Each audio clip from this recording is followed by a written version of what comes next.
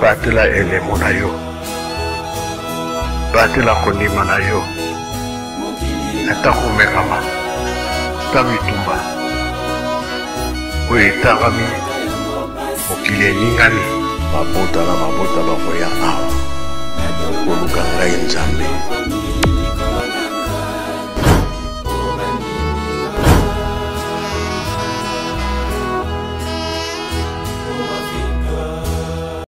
Mbote mingi bandeko balandi ya Africa Kimbangu Television tozali bongo na esengo makasi ya kokutana biso mokolo malelo tokolikia ete bozali malamu bipai nyonso bozwami na yango totombeli bino susu boye ibolamu na émission na bino bolingaka makasi l'homme et la spiritualité na yango lelo tokolobela bongo les superstitions eza nini elakisi nini na koyoka kaka ezokanga déjà momo eza un peu difficile.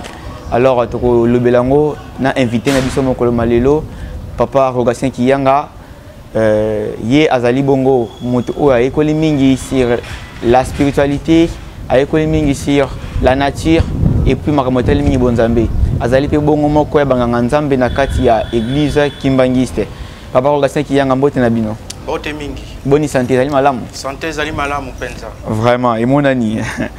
Alors, Papa Rogatien Kiyanga, avant tout côté na sije na biso mokolo malelo, toko zonga mamukie na sije autre le black la fois passée, o ezalaki bongo la malchance parce que bandeko balandi ba mekaki un peu ko tuna mituna oyo elekelaki bongo par rapport à émission o balandaki bino malamu.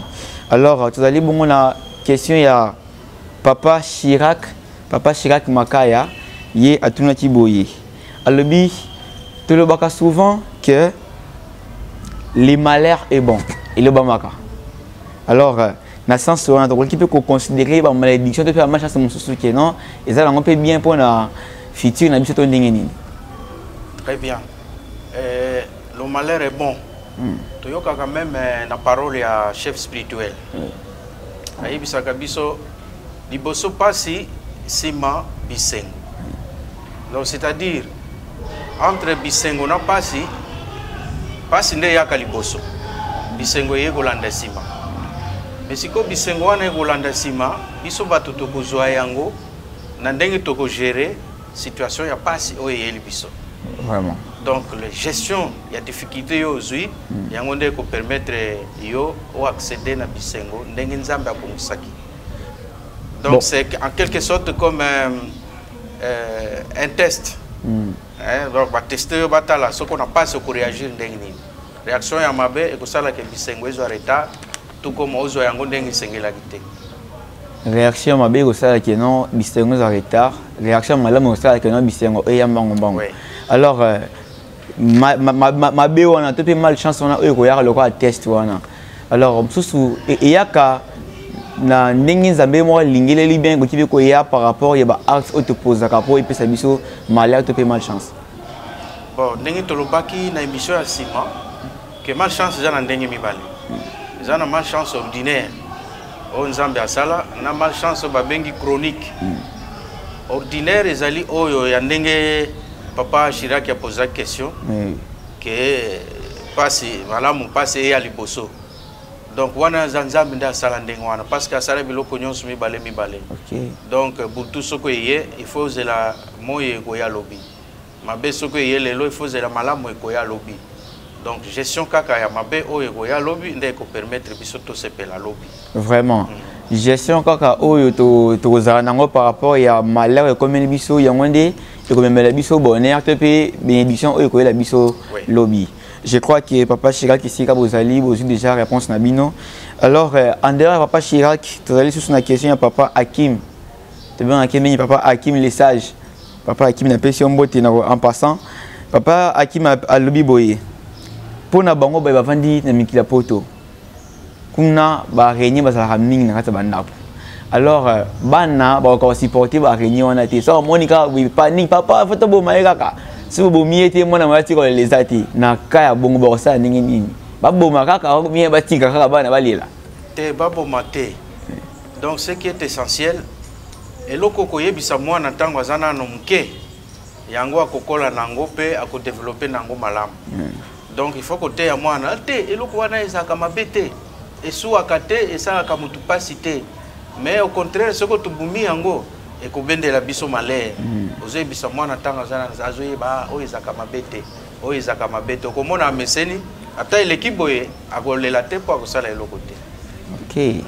Donc papa Hakim merci aux gens na malamu ko bomati ata mona leli ko bomati o kezande occasion malamu pona déjà ko talisaka mwana akola déjà na eloko wana na kata ya mémoire na ye que non a gagné de ko bomati pona ko éviter malchance to pe malheur na kati ya ndaku. Voilà, c'est un peu ça. Après la question na bango ngapena baksama question moko boyi. To ti insecticide na ndaku. Insecticide wana ebomi ba araignée. Alors acte wana pe on peut savoir malchance to ndengeni. Bon, normalement acte wana isalemi na volonté ya ko boma araignée te. Mais ils allaient pour un insectes ils nuisibles. Alors que insectes ils sont nuisibles et couffent na kat na insecticide.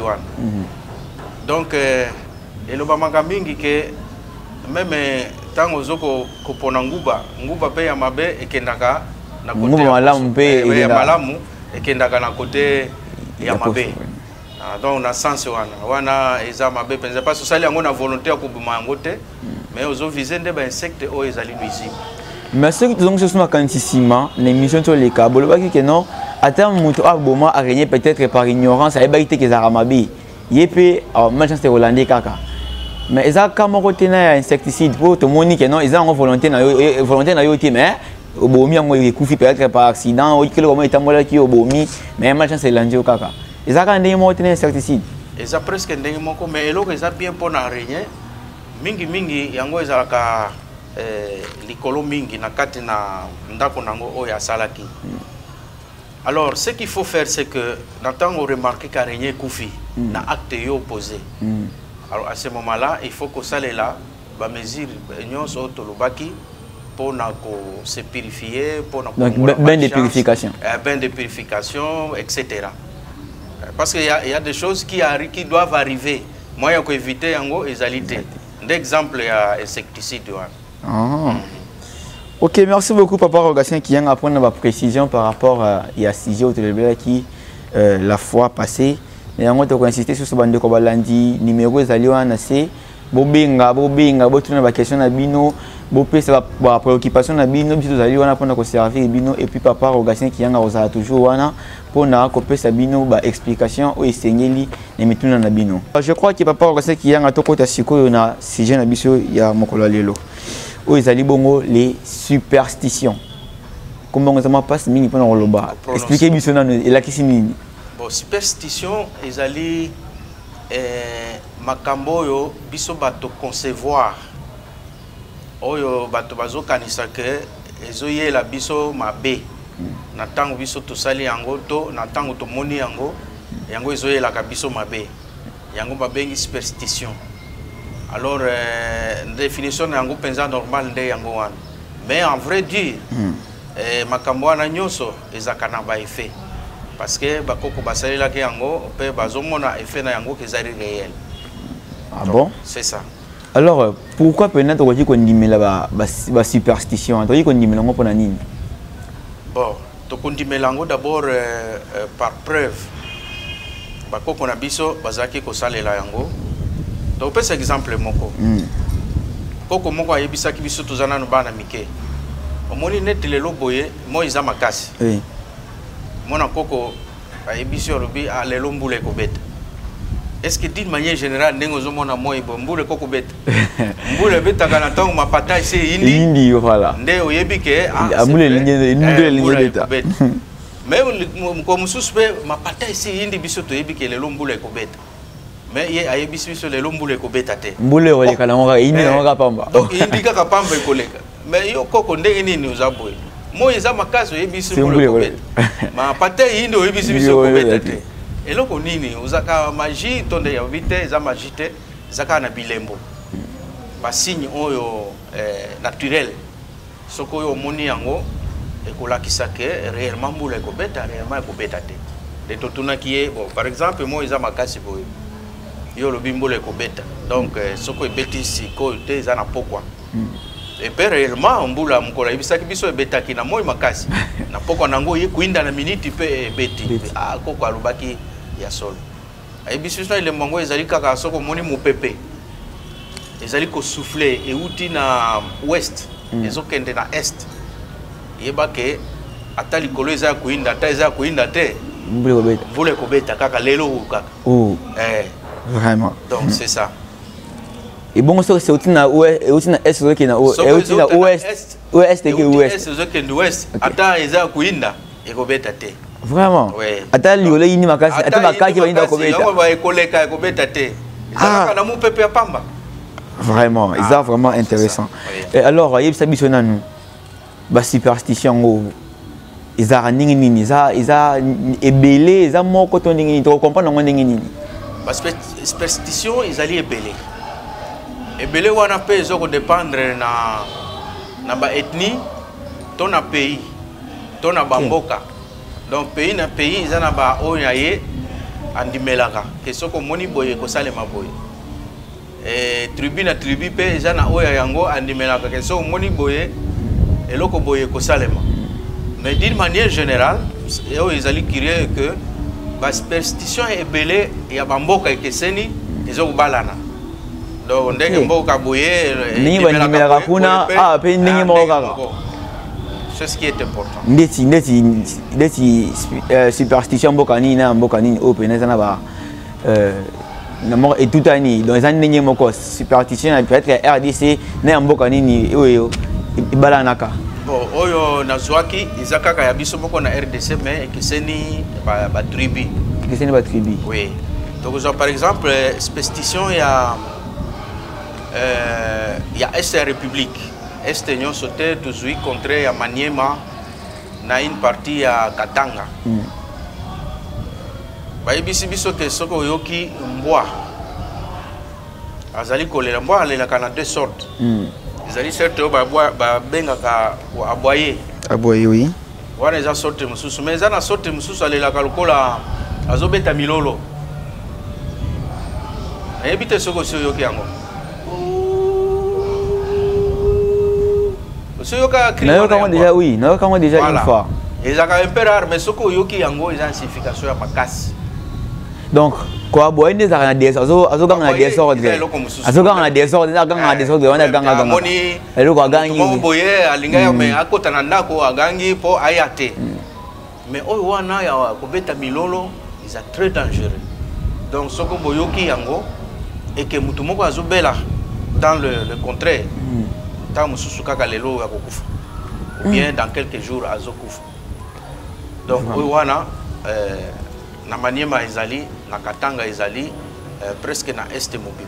Peut-être même na centre à RDC, Tétela, tout ça, sont Ouana, Baïbi, Ango, Kezalaka dangereux. Donc, on que plusieurs tribus, ils ont dit la même chose et puis ça les manque.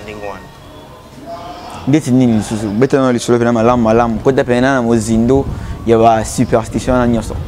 Bon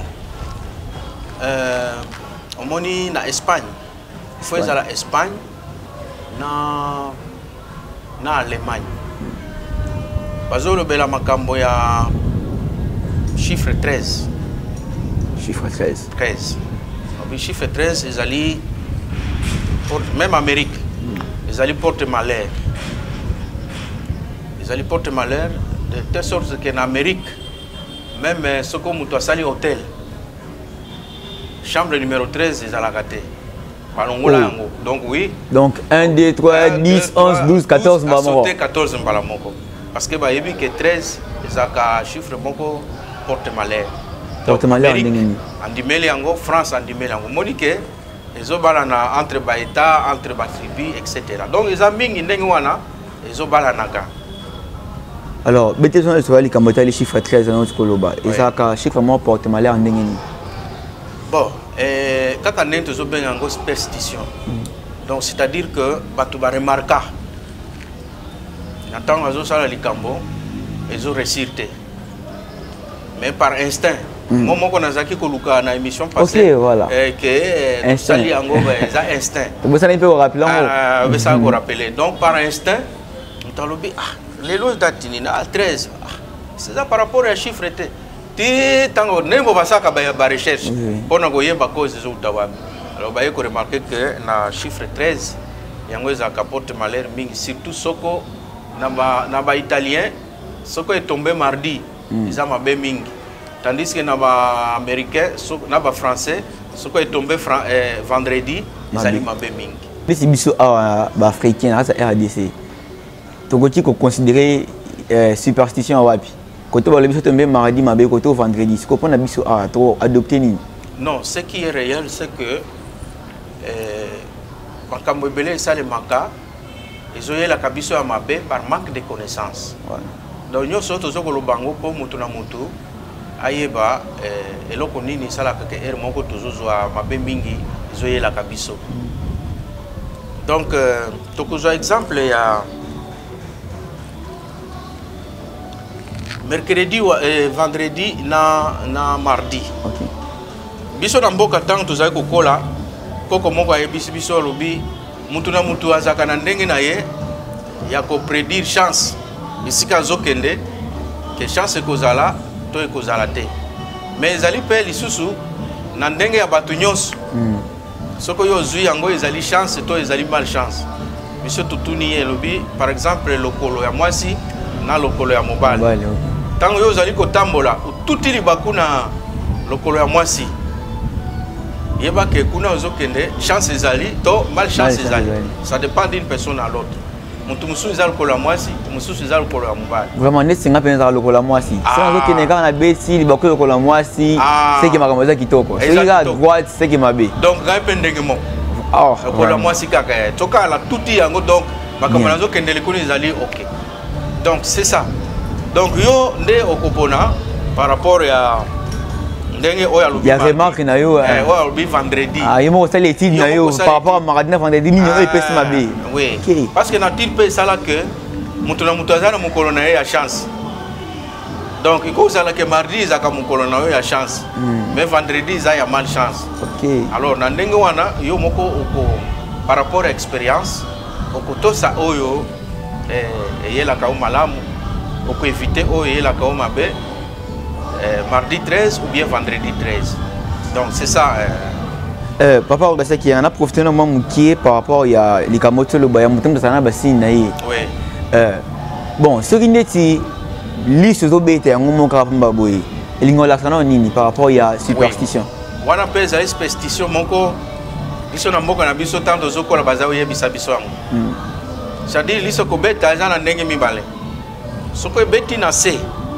Par paupière OAC. Ils ont ndenge mususu. Soko pa paupière likolo ne zobeta. Ils ont ndenge mususu. C'est pas à gauche ndenge mususu, droite fait ndenge mususu, mais ndenge moko. Te na côté ya kobeta, ils kaka c'est na likolo. Ndenge moko. Pona biso, na mboka na biso, soko ezobeta na se, c'est que okozwa matanga. Oh. Oui. C'est-à-dire tango yo zolela, maya miso, tangela kana paupière ya se. Yango ezoko il tanga et bouger paupière, il tanga et bouger paupière. Donc si nous avons la question que la mingite paupière na yo bando sala boy na pisoli et ma mise ko banda ko tanga na ndenge ya matanga. Mais au contraire ce que beti likolo les ali signe ya chance. Ah bon? Ah donc c'est ça. Voilà. Papa ça qui est entre le banan nous ba superstition oyo ils a qu'on prédire liwa te maladie. Voilà, superstition, ils ont prédit l'Iwato maladie.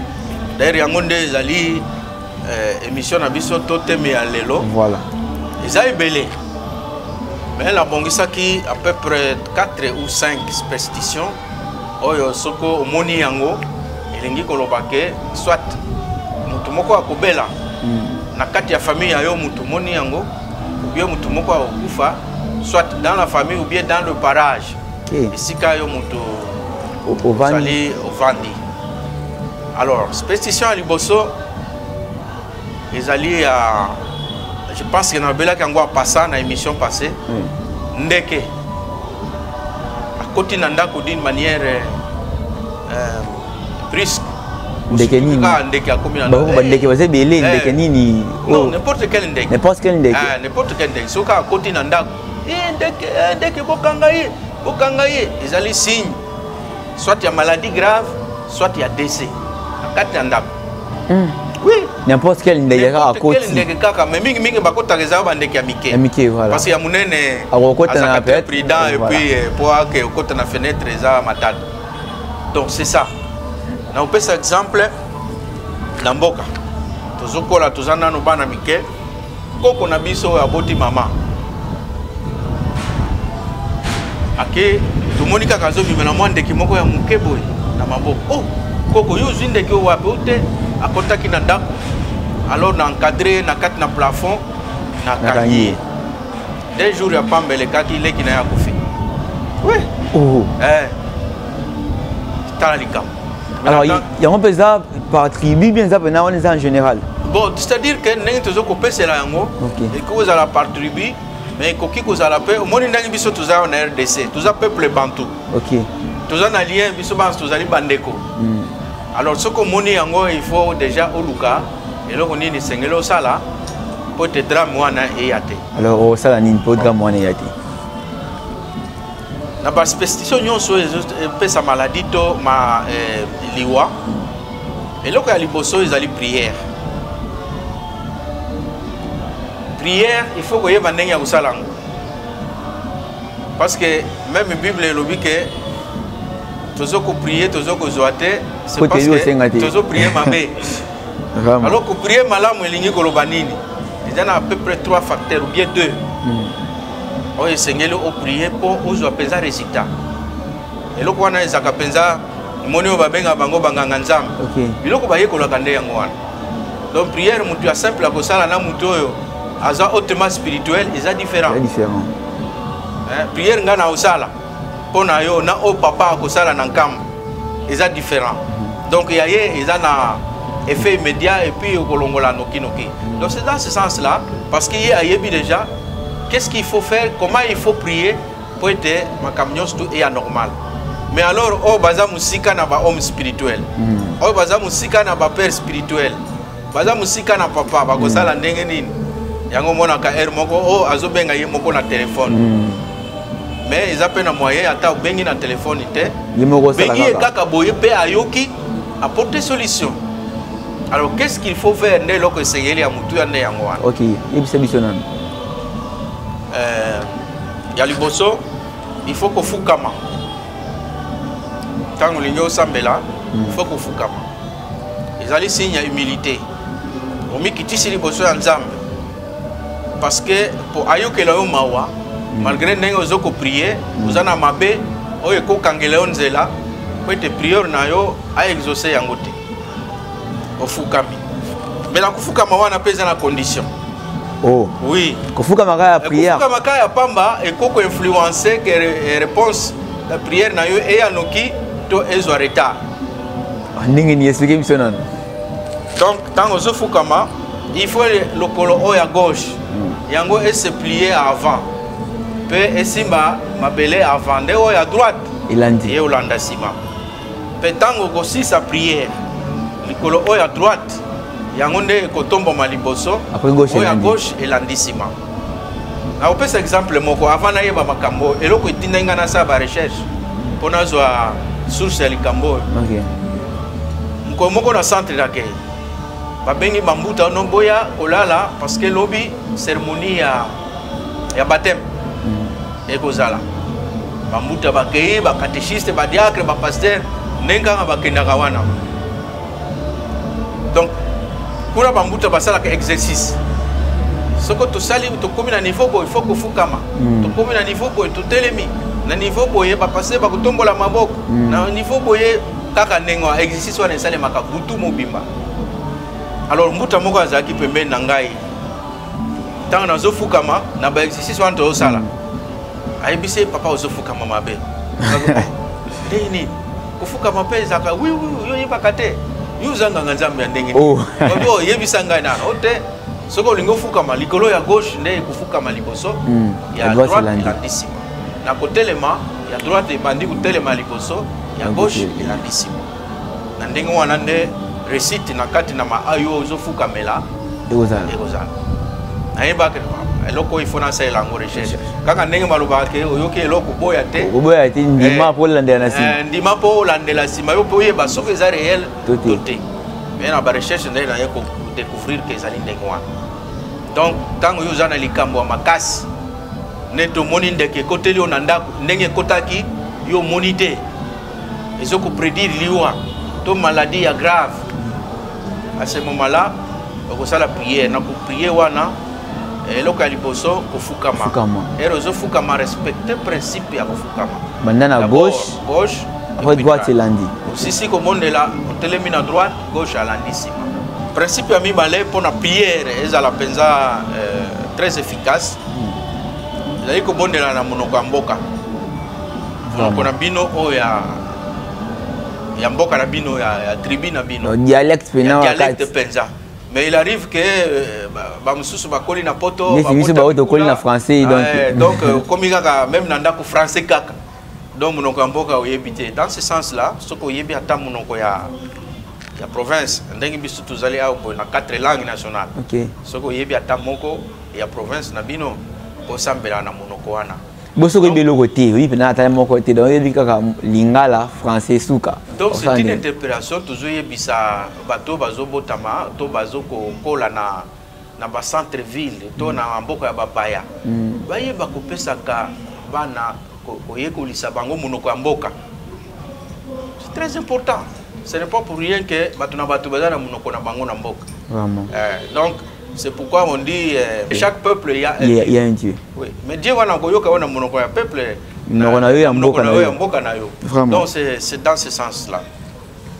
Alors, et là qu'on dit na kobakisa na kat na prière, ils a mutuya makasi, ya suka, ils allaient que tant nous allons ko sambela, donc avant même au banda ko sambela, il faut pardonner batunyos.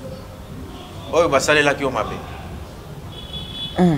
Donc, au salut penza, aux méditer, aux kanisa. Nani muto sali la ko mabe. Aux kanisa moko. Et puis pardonner bango. Pour pardonner bango, ils allaient il y a symbolique que ndenge likambo ekomeli yo. On a pardonné pour prendre la solution mon simanango. Motema ezongi susu na haine to na passe soko na moniye motema esali non na ndenge wana te. Donc pardonner c'est-à-dire au bosani makamnyoso oyo basalela kiyo ata moniye ozo raisonner ngo suste usala pasité asengyo eloko kopesa ye donc bozongani ndenge ya longuli yango na motema. C'est ça qui est très important. Oyo ezangi sakabiso vraiment toujours réponse na prière te batu baye bakate et c'est pourquoi même Yesu baye kolina ye batuni ye mais ndenge nini sengeli to monde la penza po nzambe ayo biso obino eza eloko muke tata na biso likolo phrase moko ya muke eza na kati wana c'est très important limbisa biso mabunga na biso ndenge to limbisaka baye basalela ka biso mabe. Donc ça veut dire effet kaka ya kolimbisa mutu nyonso oyo asalela ki o mabe oyo ye automatiquement nyonso eke donc ata osengela mo limbisi ata formule mususu ezate et fait qu'on pardonner mais c'est là que ma yo pe ba limbisa mi voilà bato bayi bakate c'est un enseignement hautement spirituel.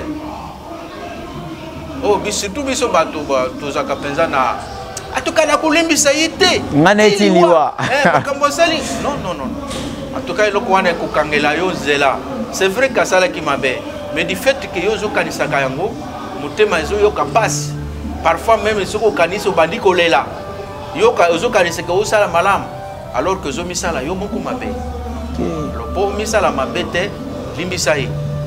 Et puis papa Romain loko moko nango yebisa yo papa eza ya mutuya tant olimbisi mutu wana na motema moko elongwe pe basi moko ozoyoka esute na mokolo wana nde punition ya mutu wana ekobanda.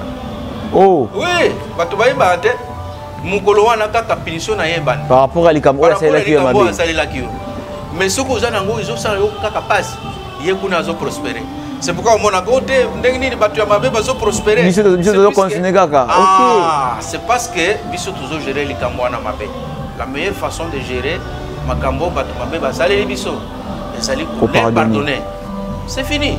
Et puis ko pardonner za na monoko te ya soko moniye moi oyoki moi passe na mutema lisusu après on lobi ah natikika jamais donc pardonner zongisa ye papa Romain eloko wana nzala lokola ndenge Yesu alobaki na bayekoli na ye pokota na bokonza likolo zala lokola mwana muke voilà oyebi signification nango itebite ba yebisa biso na to comprendre longo na balandi kaka na ndenge ya pardon bana mike soko bazo sakana awa moko abeti muninga okomona aleli afundi na kufunda afundi na kufunda baboti baswani pona yango mais après 2 minutes bon so sakana so ensemble ça dit abosani nyonso c'est ça c'est que là oyo nzamba zo senga biso bakolo tozala nango et en faisant cela tozanga eloko te mais ça facilité papa Rogatien facilité mais c'est pourquoi émission est très important pour être mutu nyonso ayoka yango et que na makambo biso tolobaka nzamba zo yoka biso te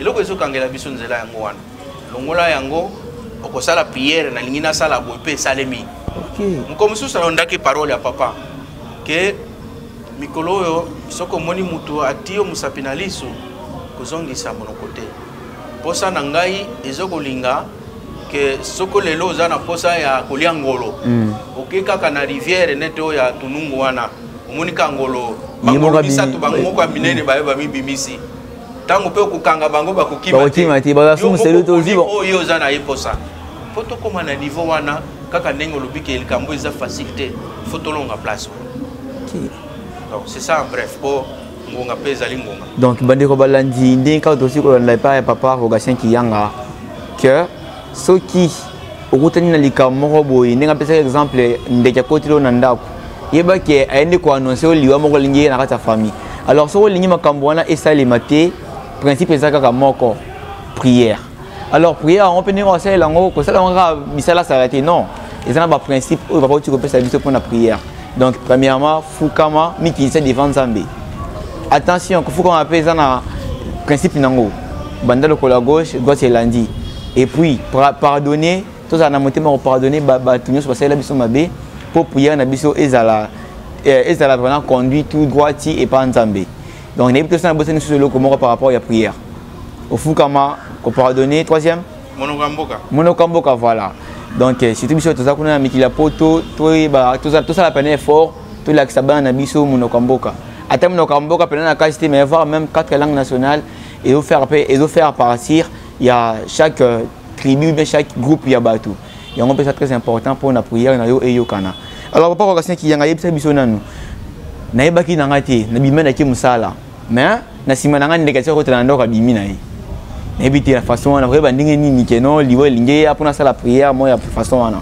expliquer biso nanu bon c'est-à-dire na ndetina yango penza émission yango c'est-à-dire biso to zaka na ndako te par exemple biso to bimaka na biso 4 heures okay. parfois même 5 heures tozo zonga 22 heures na ba embouteillage amboko vraiment donc makambo le kana ndako yo ko yeba yango te c'est pourquoi émission o ezali kaka ya biso bakolo te même bana même ba maman o batika la kana ndako ka ou a remarqué signe wana directement il faut aya ko yebisa yo muto bimaki ko yeba ndenge nini ya kosala ye moko pe ndenge alandi explication ndenge to pesi ye moko pe mbala moko il faut afukama à la prière mais prière na ye à respecter ba principe ya prière o izo sala que Nzambe a exaucé yango d'une manière très rapide donc c'est un peu ça vraiment alors andao ya ndeke eloko msusu nini ko andao ya ndeke d'abord tolobaki kaka ndeke d'une manière générale OK mais il existe aussi ya bandeke msusu baza spécifique par exemple corbeau na sens wana eza susu ya okota na ndako te mais kovanda likolo ya ndako oui OK omona corbeau soko aye kwi kuna likolo na batol oui soko za na ndako ko yoka ndenga zo tambola soko kwi ndenga wana eki avandi ya pumbwe na ye problème ezate mais soko a croisé to a leli pendant 3 fois OK apemi apemi 3 fois elingi ko lobaliwa eza na ndako wana oui donc efeka kolela soko azali kolanda kolo ya ndako buso zana kata lupango matemi na pate na nzete lupango likambo te nzete to na kati ya jardin problème te likolo ndako kolo ya ndako kaka ezali mabe Alors dans ce cas, principe de prière. Principe donc le plus grand principe c'est la prière. Ok. Le plus grand principe. Le plus grand principe, c'est la prière. Mais en respectant, pour être prière, il faut qu'on respecte 3 points. Ok. Gauche, aussi si aussi si d'abord à droite. Et puis Olimbisa. Point très capital. Vraiment. Ouais. Donc c'est ça. Alors en dehors il y a Corbeau. Nous allons dire que moko na bosani kombo na ye. Azaka awa pembe. Koto na mukongo eza bleu. Eza munkeboye. Azaka mingi na mboka. Na zamba penza okuta ete mingi sika batu bazali. Soko la muki na tongo. Na tongo la muki ofungoli porte. Yo mutali bosozo fungola porte. Ofungoli porte bo kutananda ke wana na entrée ya porte. Signe ya mort. Kokuta na ki avandi ou bien azo ya kota to ndenge. Avandi wana boye. On dirait azaki uzela yo. Que tango fungola porte puis akima. OK. Donc kuta kaka na porte tango zo fungola yo boye kaka pa okutani na ye. Ezali mabe. Donc ils assignent soit il y a maladie grave, soit il y a mort na kati ya ndako. Donc ndako na ta famille. Na kati ya famille. OK. Na kati ya famille. Ko za la peine ndako te na bandeko na okaka o bazanzinga nzinga to bazali na ba commune mususu. Okoyoka mwa sango moko ya liwa. Ote ndeko na yo moko boye abungisi mwana oto bia asali boye asali accident. OK. Des choses comme ça. Alors tango yo moni yango, c'est le moment qu'il faut bengi nzambe tout en respectant les principes nyonso oyebisi alongola yango. Mais eloko mususu il faut que bakisa wana na tango zo sambela. Il faut qu'on ajoute yango. OK. Na tango zo ko sambela, il faut qu'on éviter ba phrase ezali négative. Des ba phrase ni. Phrase négative ezali na kupeso exemple. Tata Nzambe ndenge nazali boy nazokende koteka. Salisa ngai nalingi te nakende kuna bato basomba ngai te. Oyoki nalingi te bato basomba ngai te. Donc OK. Moni izana ba te bele yango ba bengi ba phrase négative. Ba phrase wana il faut ko éviter kango.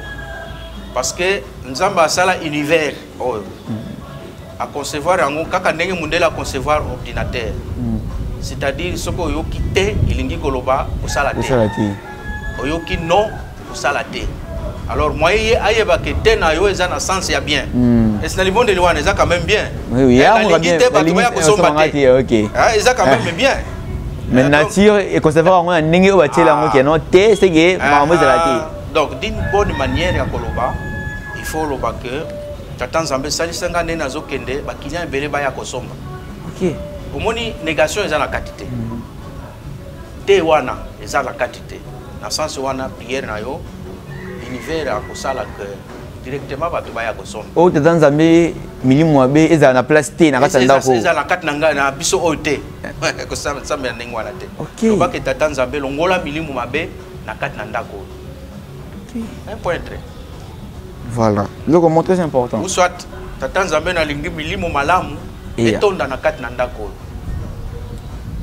Donc eloko wana pesa très important. Même ata na prière te na maloba ya pamba.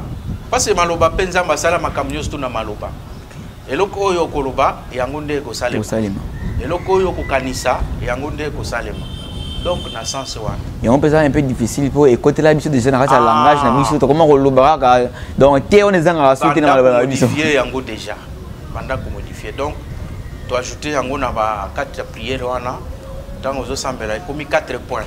D'abord 1 limbisa batu nyonso. 2 okofukama lokolo ya gauche d'abord et puis la droite après. 3 sambela na monoko ya mboka et puis 4 éviter na malobo yo bisa nzambe ba phrase négative ezala te. Ezala kaka affirmative. Donc c'est ça. Vraiment. Alors en dehors souci bandeke ça ba elo comme société to pe nyama société o symbolisaka to a pesa kabiso que ebisa kabiso ke liwa ezali to ndenge nini en dehors ya bandeke ezali kaka ndenge na ebisa ki yango déjà na ebandeli mbwa OK. Donc façon na ya kolela wana ezolakisa ke mutu azokufa et puis wana eza ya musika te et puis alelaka ndenge wana mutu déjà azobela tango yo yoki milolo wana yeba ke soko bozana mutu azobela aza susu na mikolo ebele te peut-être même tongo ekotana te parce que balelaka mingi wana na butu kaka butu mingi nde balelaka cri wana oyoka ngo na moi te vraiment c'est que butu ta makambo ebele butu za makambo ebele mulili te makambo nyonso mabe esalemaka na kati na mulili na butu kaka oui.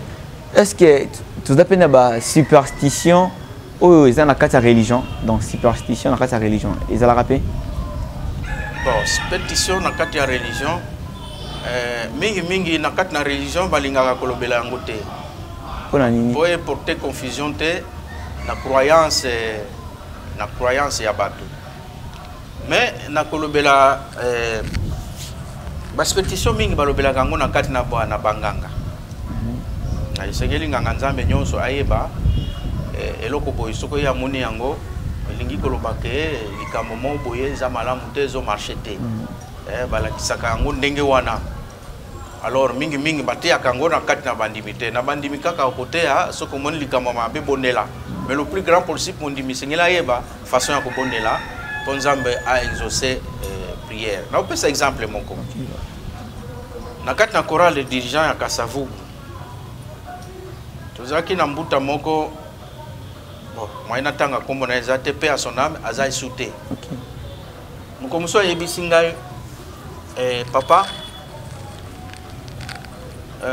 esengeli mutu nyonso to alamukaka na tongo soki olamuki retard ezalaka mabe retard ezalaka mabe alors natuni ye papa mabe nini alobi non omoni ndenge bandoki bakenda koloka tango bazongaka na puissance moko ya grave alors puissance wana soki ekuti yo ozolala bakotikela yo yango batikela yo yango sikoyo yo tango kolamuka nzoto mabibi parfois même omona mwa fièvre ebeti yo lelo journée kilo aka fatigue mo boye nzoka nde kaka pona eloko wana esali ke yo olamukaka retard bango bakuti ozolala nanu batikeli yo mabibi wana na nzoto na yo. Donc pour votre information même na mboka na biso isika to botami mabibi wana bandoki yango bakomi kotikela yango bato même na moi. Oh oui oza kolamuka boya tikeli aussi olamuka ki mais akotikela ndenge ni na ere akotoucher yo asimbi yo ka boye atiki yo na mabibi yesika watikali pepele mabibi wana oyo aka place ya to chaque yo bandi usala passe penza omeli paracetamol les simba te omela muscle plus les simba te bakisi tout passe ici la kate zokande ya kamati mabibi na yo ya ye atikeli yo ya atikali pepele il faut y avoir bateau bayebi ko traiter ko longola biloko wana ou soit ce qu'on remarqué que tango ya tuti yo de paswana bandi olandi ye mbala moko mama tango yo tutinga na occupation awa longola biloko na yepe akoyoka soni ke bato bele soko balani ba yo ngai bo ngana saki ba yo mabete papa na simba ki yo kaka boye tanga simbi yo boya longola pe pas ici donc vraiment na sens wana bandoki bayaka na butu après koloka kuna ba puissance na bango wana baye ko tikela ngo bato bakuta balolala alors yo kola muka boye passe bandi babi bandi preve bandi tango na yoki ndengo wana nga pe na boya kite na continuer ko sala ba recherche tango na ko sala ba recherche na kutani na nganga nzambe mususu ayibisinga ke mwana soko yo lingi au vivre longtemps na kati na mokili la mukaka avant 5 heures tous les jours. Donc celui qui veut vivre longtemps doit se réveiller au champ des coqs.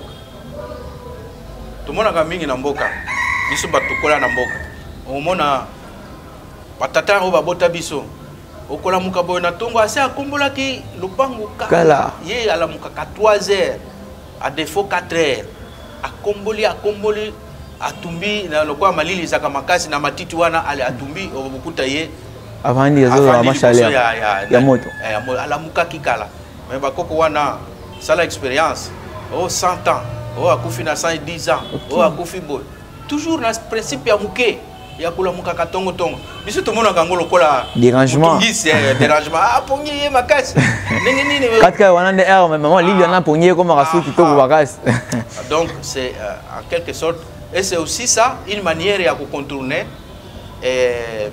ndeke oya soko fungoli porte bo kutie na porte azozela yo pona ko annoncer yo malade to liwa mais yo soko la muki 4 ndeke wana akozala nano amiyelité ndako na yo eza déjà yo moko za libanda donc moyen esa le mandingo wana eza lisusuté papa Rogatien mais balobaka keno liwa eza eloko moko donc eza condition moko sine qua non donc to ko empêcher ngoti donc ndingi zamba sala ngo liwa soki yi donc c'est qui alors mais ndingi ni bosolo ba keno soki ozwi annonce moko boy naturel keno liwa lingeya au possible solution pour na kolongolongo mais personne ne te comprend non bien t'expliquer ça non bien liwa to kolongolongo ndingi ni eza question ya bien c'est-à-dire que eloko mususu umona ka batu mususu ata abeli ata kenkamba akutani na papa mais makufika OK c'est-à-dire que date na yekuki donc nous faisons parce que liwa nyonso eza ya nzambe te OK hein na sens wana liwa nyonso eza ka ya nzambe te date na na nta mususu ekukaki na nte alors tant yo ça ba intervention ya prière nzambe akoyoka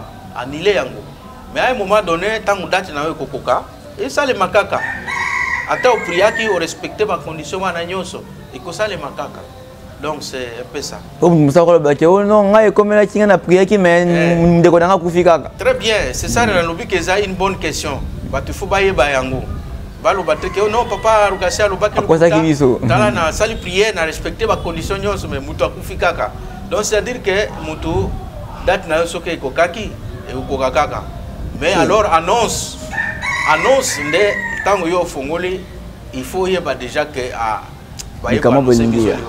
donc tout ça melanano so les aliwa ya nzambe te eleka mais soko pe yé c'est que za ya nzambe et puis il faut que baso ndenge nini ya ko gérer situation na ya po ni ko le ko mamba bien ça c'est ça donc il faut faire partie aussi il y a malheur comme la rabiso c'est ça voilà ouais. Alors papa Rogatien ce qui na bosanité boti ko le ba awa ke non ba superstition mingi balingo le ba église te pona ko détourner mandambo mo croyance ya bandimi. Alors ce que ça les camps ils ont détourné croyance ya bandimi. Alors pourquoi ba tu faut donc dimelango pour tout ça ba ke non ngai Yesu kaka donc tant Yesu le million te lo ko mo te zo sali bata be sili ba ko la nini donc ngai Yesu kaka na obongisa. Alors personne le bindenge ni moni na bible Thomas il faut à la Paul a lobby ils allaient na ba enseignement mususu de bilei mususu ba pesa na bana mikete il faut que pesa na bakolo bazana bilei e bana bazana bilei o ya bango ya pete voilà oh soko atina mungomo eleki sans que ça la mabe c'est dans ce sens là ils ont enseignement mususu ils allaient réserver na bateau bakomi mir bakomi banganga ba initié ils ya bana mikete OK donc c'est dans ce sens là c'est biblique vraiment est-ce que chrétien pays hein donc un chrétien il faut à la fois superstitieux oui aux à la superstitieux parce que tout à l'heure nous makambo ya basigne oyo ndenge na tango moni yango comprendre que ezali boyo c'est un avantage pour un chrétien d'être superstitieux parce que tango yo moni signe wana ils ont porté danger et que pousser à ça la cérémonie to à ça la prière oyo ko sala que soko izo ya na ndenge ya bato ya o baba ke la kabato ba mauvais sort OK pour être sort wana elo pour tout ça qui intervention maman moko le bio non ngai dans sa chrétienne na ko ki jamais ko croire na ba astre donc mon naturel non ngai croyance na ngai panzambe tout doit panzambe donc ata ndenge ni soki nzambe le bio ko sala mati bon ils allaient fois na ye ils allaient m'embêter mais je pense que même la mission o ele kaki to lobela ki yango que but de mission oyo bato ba s'imprégner na spiritualité voyez au moins qu'est-ce qu'il faut faire pour être tala makambo net ya prière voilà c'est vrai que yo ndimeli Yesu mais est-ce que tant yo zo sambela ba principe o nyonso ça la kango bato nyonso ba sela ki o mabe est-ce que limbisi bango avant yo sambela Yesu vraiment pour après ça yo réponse ya eloko yo zo senga donc c'est un peu ça donc ils ont l'enseignement mususu mutu il faut ayeba pour tant yo akosala likambo boye azwa récite et puis na émission passée dans le baki mutu nyonso surtout ayoki likambo oyo aboya yango te c'est peut-être une façon yo sambeli Yesu pour être apesa yo solution mais il y a lobby nazotinda mutu akola question ndenge ya solution pour yango nini émission ya Papa Romain voilà oyo alandaki et ebisi trick moko boye façon moko boye ko sambela pour être résultat ebima et puis à mettre yango en pratique résultat ebimi. C'est comme ça que Yesu azo répondre bato, c'est comme ça que Nzambe azo répondre bato ako kitaka ka ye moko boye te aya ko pesa OK na abimeli o boye poisa to sala boy après alimwe na ye oyo oya no utilise les gens ndenge banda ko loba nakala. Donc c'est ça vraiment oui. Donc bande ko balandi ndenge kaka papa oti ko loba émission oyo zali pona ko aider ngai na yo te ba ko comprendre ba message fait ba signe spirituel oyo la habitude dans la nature te ba ko mi bongisa pona makambo oyo comme la habitude na vie ya bientôt pe ya mabe. Alors yo ici ko zali hôtel la biso partager émission partager na bandeko pour osunga bango pe ba comprendre makambo oyo tozolobela a pour ça trop capital pour na biso tout vivre na kata mokili. C'est un peu ça to partager émission tika commentaire ba numéro za affiché wana na C benga pesa poser ba question na yo poser ba problème na yo tozali wana pona ko résoudre ba problème na bino surtout concernant la vie spirituelle. Alors papa Rokasien qui yanga to continuer sur na superstition Italie liwa to maladie. Bon, je pense que nous avons que nous préparons 3 ou 4 superstitions. Okay. Je pense que peut-être nous allons consommer. Nous avons la rappel. Okay. Il y a Moko. D'abord, Ndeki. Ce que côté Nandak, Lingi Koloba, Liwa Izali, to maladie à Makasi, et Lingi Kota Nandak. Maladie Wana, Soko Boso, se comporter bien face à la maladie Wana, et Kokumba Mutuna, na Liwa. Faut que yeba yango et ami balé to lobi pona corbeau o soko atelemi ligolo na a croiser 3 fois azo annoncer que na kati na ndako na yo danger zali soit liwa soit malade vous êtes meka pamba kimia atelema kimi problème ezate mais soko croiser c'est pourquoi ba clignos o ya bandeke ba cri ya banyama o nzamba sala pona biso ezali na ezopesa biso message.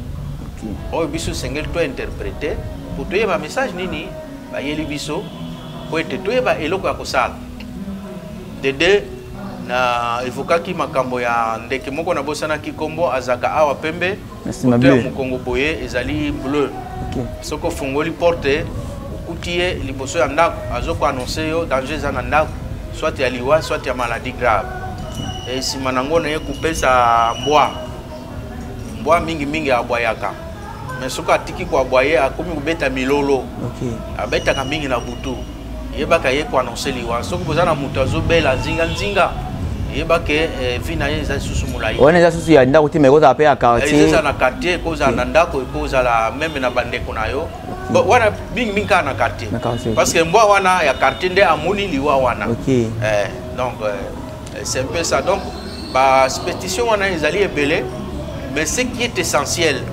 c'est la conduite à tenir. Natango yo moni yango, qu'est-ce qu'il faut faire pour être au contrecarré ou bien ata eye eza la pesana effet ya makasité. Liwa wana ata ikoti na ndako ebuma mutute esuka kaka na maladie ya pamba pe kende nango. Voilà, merci beaucoup papa Rokasien Kiyanga to komi vers la fin ya émission na biso ya mokolo malelo. Bande ko balandi bino moko bolandi biso na boke binyonso. Toujours attention à bino ezala makasi pambate mais ezolo ba maawa ezo concerner ngai ezo concerner yo ezo concerner ndeko oyo azu chance ya hôtel la bisoté. Alors to partager émission to aimer to tika ba commentaire na biso to benga vraiment to pesa ba problème na biso to zali wana pona ko résoudre. Alors to pesi merci mingi na équipe technique mobimba banda na yemoko cordon papa Splendeur mona ba koko mon cordon te pesi bino merci mingi pour la chance te pe occasion pour pesi na biso pour na kolobela makambo o etali bongo l'homme et la spiritualité. Merci mingi na bino bande ko balandi bozaki ebele pour na kolanda biso bi père nyonso bozwami na mikili ya poto na RDC partout te pesi bino vraiment merci mingi. Alors papa Rokasien Kiyanga le bana suka zanini le bana suka ezali que Nzambe apesa ka réponse na bato na ndenge ebele eloko wana lobaki yango même na émission oyo elekaki. Donc makambo susu ebele ngai oyo ebikisa ngai na ntango nazalaki na ba difficulté nalanda yango na radio radio yango ezaki Africa numéro 1. Okay. Je pense qu'il faisait la pays nini Africa numéro 1, il faisait la Gabon.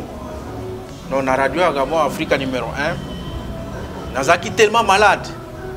Ma fièvre na meli bakisi ndenge na ndenge ezo simbati. Alors na lobi mais o ekomi likamo mususu. Ba ibisinga na ke na centre na kutana na bansadis. Na ke kuna to kutana ba papa na ebosani kombo na bango mibale bazaki kovanda na couloir wana relié salle de conférence na résidence na couloir wana sika babanda kovanda na kutani na bango na expliquer ba bisinga est-ce que memaki bakise oyo yaki nango oyo zomela ezo salisa yote ngabi yango na bimisi liboke ya bakise basambeli basimbikisi balobi bozonga Nzambe akopikisa yo kozonga na zonga kaka na ndako moi fièvre est diminué na fungula radio boy Africa numéro 1 ba ABC ba bengi mutumoko un homme spirituel ABC alobi yebisa biso na kati na spiritualité utilité nini ya citron na kati na mukili wa Nzambe asali ya alobi no citron batu bakanisa ke bon c'est vrai Nzambe asalango pona komela tout ça ozana moi angine soko meli moni angine isili tout ça ils ont renforcé ce collaborateur etc. Mais en dehors de ça ils allaient na action moko spirituelle très important au bato baye bakate soko ozali na malade o euti na ba mauvais sort ndoki aye aloki yo asali yo boye kamataka citron wana okati yango opakoli awa na masasamba na se ya mapeka pakolia oke osokoli mbala moko ndoki soka zai kolanda po abumayo akobumayo lisusu te donc citron na kaka boye bikiso mbala moko opakoli okei osokoli ngala lobi nauti na centre basa d'ici ba bondeli bazwi kisi na fungula radio boye nazwi message wana c'est que libondeli na bango nde esali ke ya kozwa message na kat na radio. OK. Et puis kaka wana na luki citron na sali na keko sokola banda wana fièvre si la gâté sali ni c'est un peu ça. Merci beaucoup papa Rogatien qui a na temps au accordé na biso malgré votre occupation wa misala mais on dit ko ya partager na biso moi connaissance oyo mingi te ba kité to ignorer la nature. En tout cas merci beaucoup. Merci sur Nabino Bandeko Balandi pour la confiance et fidélité dans la chaîne Nabino Africa Kimbangu Télévision. Ceux qui vous savez qui na élément oyo te peux ça merci na moi na mboka Enoch Makabi yazaki bongo na sima caméra et puis kuna na réalisation to moni bongo yemoko les cordons les coordinateurs les plus jeunes nga bien ati bongo papa Splendeur Dialungana ceux qui nzambe anoki simvula moto tete mona nimbala sima merci.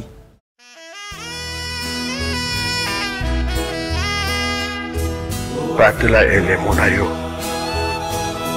batela konima na yo ata komekama ta bitumba oyo etangami mokili eningani mabota na mabota bakoya awa koluka ngai Nzambe.